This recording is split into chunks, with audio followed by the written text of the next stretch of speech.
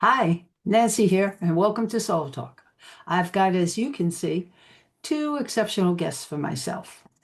Uh, Handpicked by me, actually, for a very uh, healthy reason. Brian, I met, and he was at my sacred retreat, etc. And then we have talked again and again. In fact, when I wrote Soul Detective, he was one of the 4 or 5 beta readers, and I thought, oh my God, he is a perfectionist, isn't he?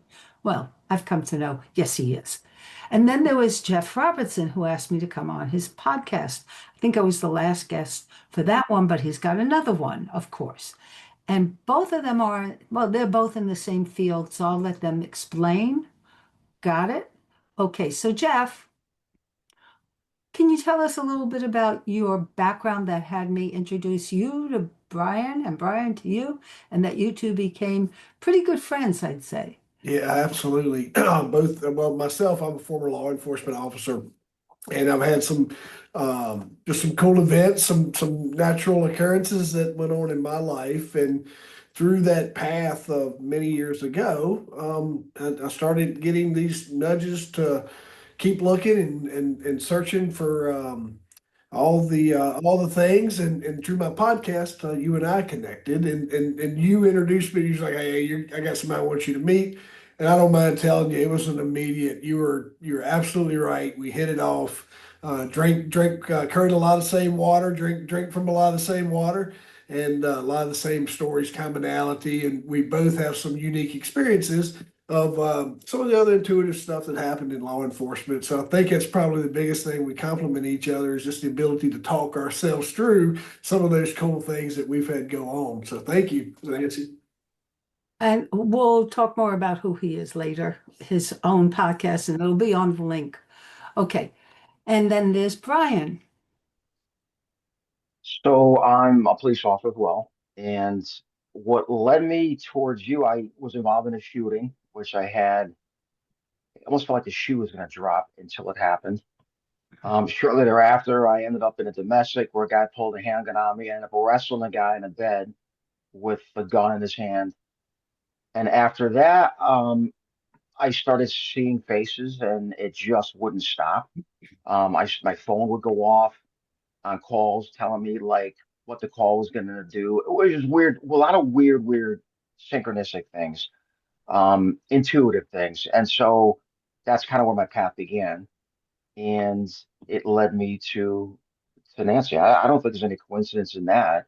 And the interesting thing is, I haven't found too many, other than maybe Chuck Bergman, I have not found too many other. I'm not saying there aren't out there, but I haven't found too many police officers that are willing to step up and talk about this or have the nudges. So when you spoke about Jeff, I'm like, oh my God, you know, somebody else similar to me. So And I think the two of you have gotten together several times, if I'm not mistaken. So good for you. And And gave us the opportunity. When you text like the other day, I was going through some stuff on an old accident that I had worked, and I think I shared it with both of you. Like, there's a big commonality between both of us experienced child deaths. That was something that I wrote that down. So then I shared Brian the rest of the story too. So that's some pretty significant stuff that's going on. so I thought it would be interesting for everyone who likes to watch also. And by the way, uh, Jeff, you're on one of my workshops, long-term one for certification. And the other day, I thought, if Brian and Jeff were on the same workshop, oh my God, Yeah, the what? energy would definitely be alive then. Yeah, most definitely. Right. So I have some ideas I'd like to throw out at you, and I want you two to just take it away the way you two do together. Got it? Okay. So, gut feelings, psychic abilities, evidence, what really solves a case? Evidence. Ultimately, in the eyes of the law, in the eyes of the courts, what's going to be admissible would be evidence. Um, the rest of that stuff that's absolutely gets you to where you need to be. But as far as what's provable, most of the times you have to have evidence, some type of confession. Brian, what do you think? I agree 100%. It's the evidence. It's the nudges you get, though. 100% agree with you. It's the evidence because that's what's proven in court. But it's what nudges you to maybe, maybe I should check with this person, or maybe like we had a stolen motorcycle out of one of our parking garages, and I was like, I have a feeling it's in this neighborhood. So I ended up searching all the houses, and the one house right across the street that I didn't look is where the bike was. So you get these nudges, but ultimately it's the evidence that is, yeah, is what's going to solve it. Right. I'm I Talk think about, what you're like. I oh, agree. Is when you have those nudges is what kind of gets you to that evidence, and Yeah, then it's up to us to obtain lawful entry, do all the things, do the yeah. interviews, knock and talks, or what have you. But it's I've had countless times where you kind of knew where you were supposed to be, and thank you. That's what I mean. Yeah. So what solving the case is not the case in court, different world. Mhm. But what Yeah. solves the case, right, is simple. It's a blend, isn't it? Mhm. So those 100%. nudges you call, where are they coming from, Brian? I mean, it's your intuitive gut feeling. It's no different from, I always say women's intuition. I mean, it's just, for me, and I can speak for myself. It's what's probably kept me alive most of the time in policing. It's just that you just get a the more you do this, the more you get a second sense of, or. Why do you think that's possible? You just said the more you do it, what happens?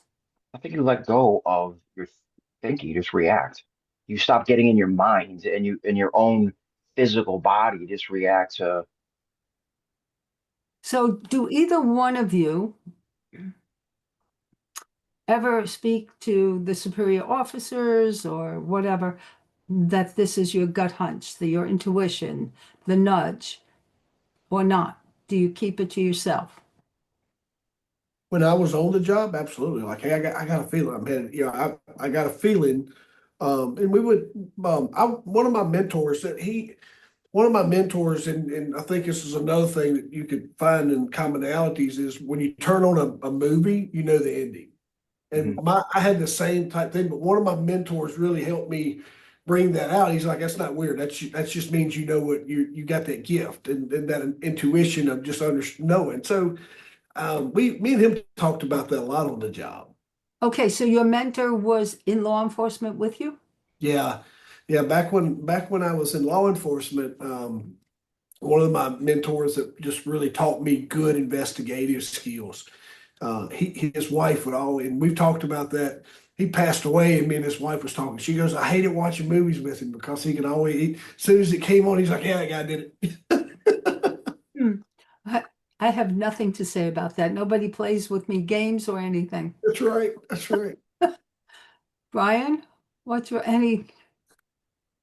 I mean, I come from I've had different experiences. I mean, I've sat there trying to, you know, I've sat in a car many times trying to, just relax the end of the shift, or I'll just get a nudge.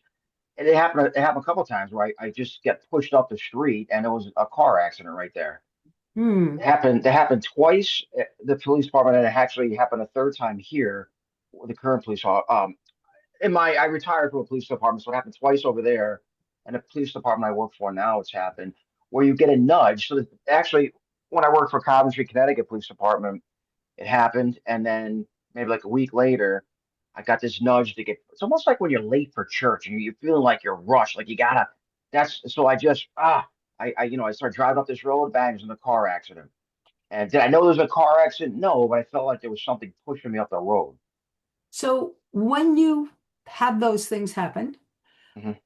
Jeff has already said his mentor calls it a gift, right? What happens if you mention it to any of the people you've worked with or for? So, all right, so this is actually interesting. So I actually got called in by the chief of police, and he said, "Sit down and shut the door." And he said, "You're freaking people out." This is when it first started happening. Yeah. Things are happening before you know it, and you're freaking people out here. we got called out of a department, like a morning briefing, because there was a law change and I wanted to know the answer to this question. I felt like we were going to be dealing with it and no one would listen to me. And all of a sudden, I'm trying to ask this question right in the middle of this roll call. Bang, we get a call involving the exact same thing. And I think that's at the point where the chief pulled me in. But the police department I retired from was very supportive because a lot of the stuff that was going on, including them. They were there to see some of these things. Oh, Very open. They were, I had such a good bunch of people I worked with back then, very open. I think policing changes you. I mean, I grew up Roman Catholic, but I just started looking at things differently the more I got into the job. And it just became, hate to use a cliche, more spiritual, but that's really what I became. And the police department I was at before was very open to it and accepting. The police department I'm at now, there's certain people I don't say things to, but I'm not exposed as much to those same type of calls as before. mm, Brian, I don't know too many people. I worked rural, and sometimes we'd be there's one of us working the entire county. And I don't know too many people I worked with that didn't have some kind of spook just by going and having to check a house and something Yep, moved. yep, Right? It's just there's always yeah, some kind yeah, of yeah. story about like just have that feeling in there. Somebody it was like I was somebody was with me, and I searched that whole place. Right? So there's not there's most of those guys had some kind of freak out moment with somebody that was not there. Well, I had Nancy. I came into work one morning and there was a woman we found deceased on a front lawn. It was the middle of the winter time, mm. and I went back to the history of the house from the night before. I said, "When was the last time we were down here?" And interestingly enough, one of my coworkers was there the night before, and so I spoke to him. I said, "Well, what happened?" He said, "Well, she was." We got called down there, and he said, "I thought the lady was crazy." She's like, "Don't you see my brother over there? Don't you see my sister?" And I said, "Well, hold on a minute here. The veil is very close to when someone's going to cross over, and that's kind of where she was." And he didn't know that, but he stayed outside her house till 2 o'clock in the morning. He said, we ended his shift, and then I found her about 8:30 in the morning on the front lawn. So it became also more of an education. Yeah, some people would listen, and some people wouldn't, but those are the things I was starting to integrate. So But I look back, I am blessed. I look back and have seen how absolutely accepting the detectives and some of the federal agents uh, believed, accepted because of their own experience, which is what you both are saying. And so you are actually teaching everyone that you work with who isn't quite sure what's going on. I think by being comfortable with it, you're keeping the doors open for them to explore. They're the next generation, a lot that is yeah. happening now. And so, thank you. We're going to go on to this is only part one of a few parts for everybody. So, I hope you all enjoy. Hey, Nancy, can I add something? I want to. You got me thinking here. I want to tell everyone this because So for me, here's an association that helped me. When you look at law enforcement, my grandmother killed herself, and I was in so my grandmother lived just one house down from me, and where I was at was my mom's country store. And we had this fan in the back. I told you a story, Brian. And I was supposed to be at her house, and I got delayed and I'm standing in my mom's store, and the door opens up.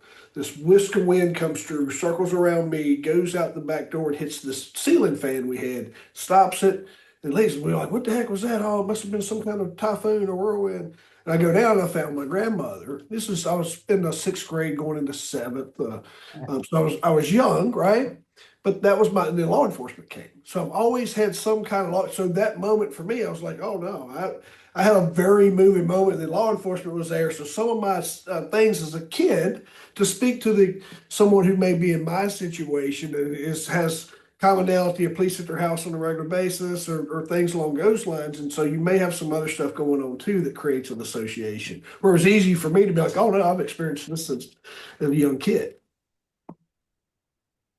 I hope all of you watching and listening to these men get it. It's a rippling effect we're looking for right now. Yeah.